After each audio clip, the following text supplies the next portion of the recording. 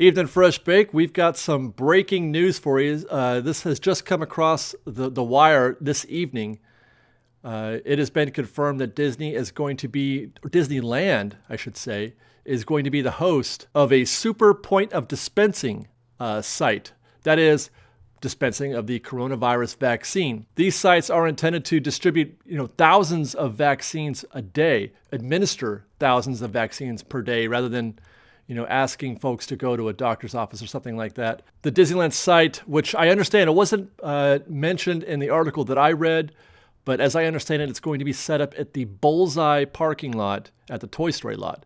And this site will be similar to one that has already been established or announced in Los Angeles earlier today, I believe it was.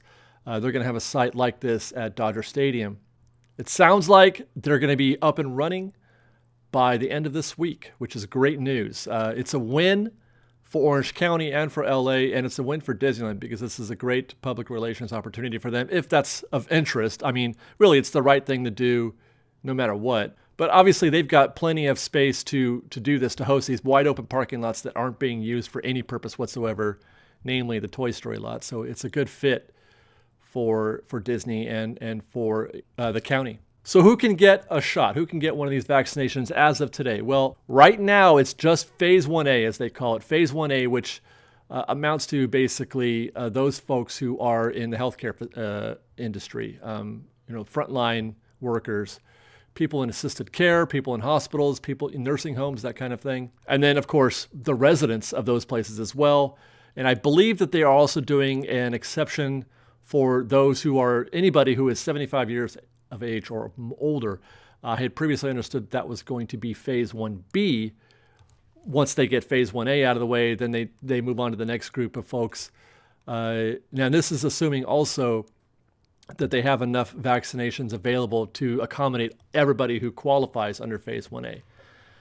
You also will need to make a reservation or some sort of, I'm not sure how it's done. They didn't mention it in the article that I read, but I'm going to try to find out. And if I do, before I publish this, I'll post a link in the description to find out how you might be able to make an appointment for this. And I'll say this hasn't come a moment too soon, in my opinion. The rollout for this vaccine in the state of California has been less than optimal. I don't know. I'm trying to put this delicately. They have not done a great job so far in getting this out to as many people as possible. And I think part of the reason for that is that they were trying to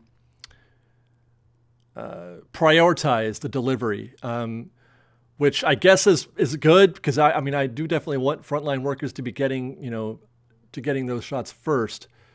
But it's been slow. It's been very slow. So this is a way to get all those folks vaccinated as quickly as possible so they can move on to the next group of eligible, citizens. Newsom, I'm sure, is feeling a lot of pressure.